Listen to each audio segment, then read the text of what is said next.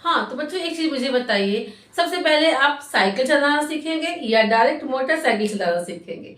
आप जो है कार चलाना सीखेंगे पहले या फिर डायरेक्ट एरोप्लेन उड़ाना सीखेंगे? तो हाँ, आप ये सोचते हैं कि मैम को क्या हो गया है, तो ये हम क्या करते हैं, अक्सर जो है बड़े बड़े सेंटेंसेस को रट लेते हैं, समझ लेते हैं इंग्लिश स्पीकिंग में, या फिर टेंस को तो हमको पूरा आ जाता है, टेंस का जितना भी स्ट्रक्चर है, रूल है, सब समझ लेते हैं। पर छोटी छोटी जो बेसिक चीजें होती हैं, जो टेंसेस में या ट्रांसलेशन में यूज की जाती है, वो हमें नहीं आती है। तो इसीलिए हमें इंग्लिश बनाने में बहुत ही प्रॉब्लम क्रिएट करता है, यानी कि हमें बहुत ही डिफिकल्टीज फेस करनी पड़ती है। तो बच्चों, आज हम एक जो है आपकी प्रॉब्लम का सोल्यूशन मैं लेके आई हूँ। आज हम यूज करेंगे देयर। देयर जो है, देयर का यूज जो है बहुत ही इंपॉर्टेंट है। इसको जो है आज हम अच्छे से सीखेंगे। तो बच्चों, welcome to my YouTube channel Ranjana grammar and English classes. तो बच्चों, अगर आपको देयर का यूज सीखना है तो आप मेरे चैनल में इसी तरह लास्ट तक जुड़े रहिए, ताकि आपको इसका कॉन्सेप्ट अच्छे से क्लियर हो जाए, समझ में आ जाए। और मेरे वीडियो को लाइक, सब्सक्राइब और शेयर करना बिल्कुल भी ना भूलिएगा। तो चलिए स्टार्ट करते हैं। अब देखिए, देयर देयर का यूज दो तरीके से होता है। एक देयर आपका जो है इसका यूज करना मैं बताऊंगी, और दूसरा देयर जो है हमारा क्या शो करता है, प्लेस, यानी कि स्थान शो करता है। तो ये तो बहुत इजी है, यानी कि प्लेस शो करेगा। आज हम इस देयर का यूज करना सीखेंगे। तो पहला सेंटेंस, इसके कुछ रूल्स हैं, कुछ इसके रूल है, नियम है। ये जो है देखिए, इसको पहला रूल है, जिस सेंटेंस में सब्जेक्ट शुरू में ना आकर सेंटेंस के अंत में आते हैं, वहां पे हम देयर का यूज करते हैं। यानी कि सेंटेंस जो है, सेंटेंस में सब्जेक्ट शुरू में ना आके लास्ट सेंटेंस के अंत में आते हैं। दूसरा है, जिस सेंटेंस में किसी चीज का होना, यानी कि होना, प्रेजेंट होना या फिर ना होना समझा जाता है, उसका स्टार्ट हम करने के लिए किसका यूज करते हैं, उसका स्टार्ट करने के लिए हम देयर का यूज करते हैं। और थर्ड हमारा रूल है, देयर का अपना कोई अर्थ नहीं होता है, यानी कि देयर का अपना कोई मीन्स नहीं है, पर यह क्या है, एक इंट्रोडक्टरी एडवर्ब है। और देयर का यूज किसी निश्चित व्यक्ति, वस्तु की स्थिति या मौजूदगी या संख्या दिखाने के लिए की जाती है। यानी कि देयर का यूज जो है किसी, यानी कि अननोन पर्सन, किसी थिंग्स, किसी चीज की प्रेजेंस या फिर नंबर दिखाने के लिए किया जाता है। और ऐसे सेंटेंस में वर्ब अक्सर इनकम्प्लीट होता है और सब्जेक्ट वर्ब के बाद आकर कॉम्प्लीमेंट बन जाता है।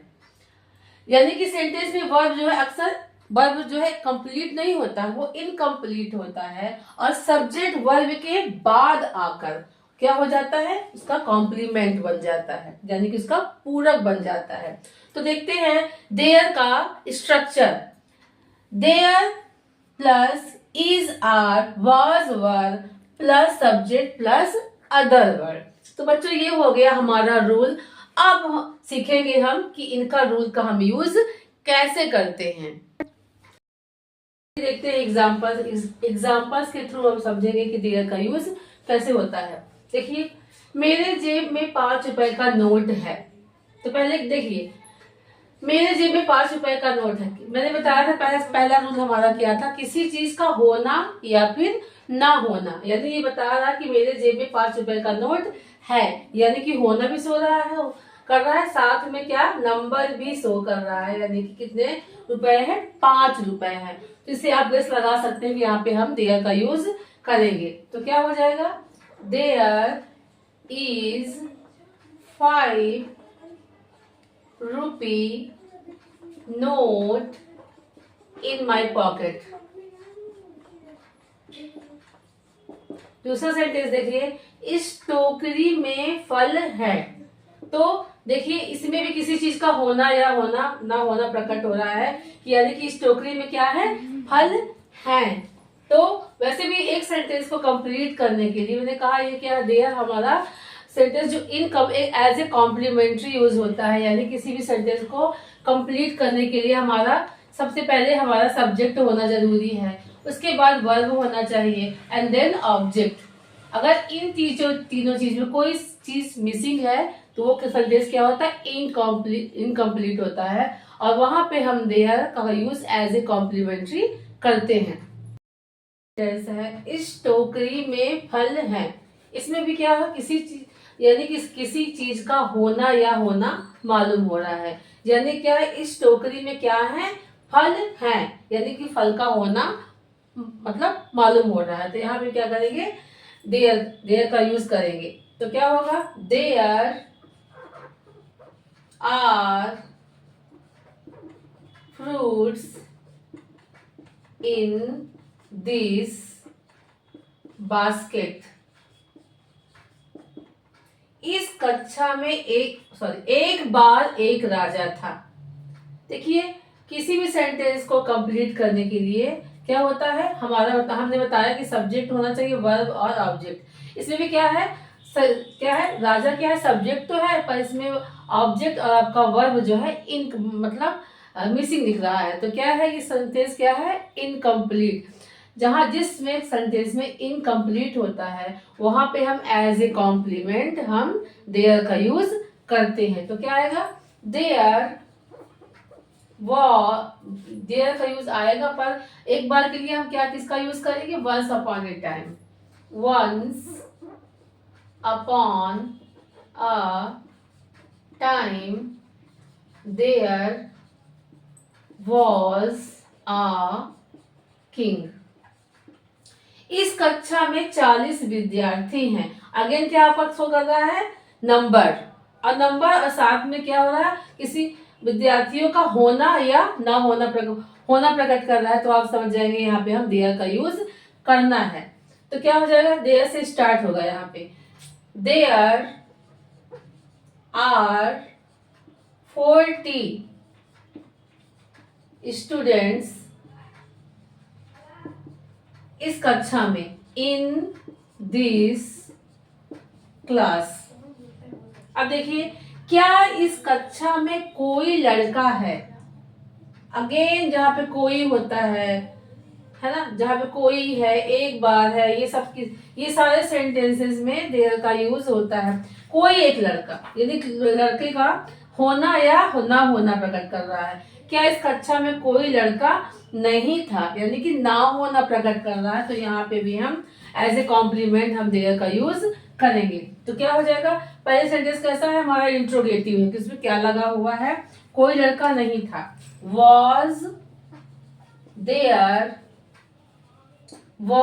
नो, कोई लड़का, वॉज देयर नो बॉय इस कक्षा में, in this class.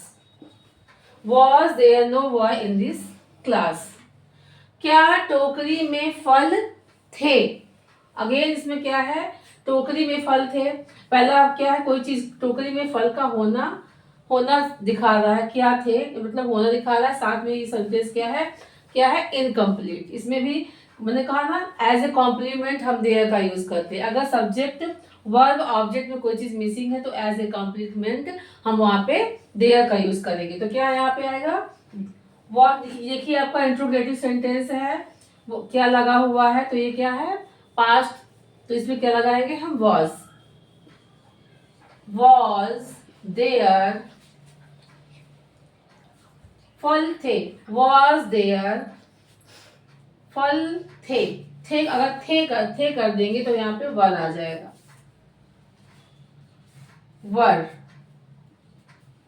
Were there fruits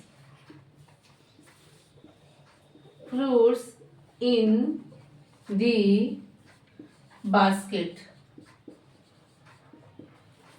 तो बच्चों यही हमारा आज का सेंटेंस, आज का हमारा ये चैप्टर खत्म हो रहा है। आई होप ये आपका ये देयर का यूज बहुत अच्छे से समझ में आ गया होगा, क्योंकि ये बहुत ही देखा जाए तो बहुत इजी टॉपिक है। और अगर इसको जिनका यूज इनको नहीं आता है उनके लिए बहुत डिफिकल्ट भी है। इसीलिए इसका यूज जो है, अगर नहीं सीखा तो आपने कुछ भी नहीं सीखा।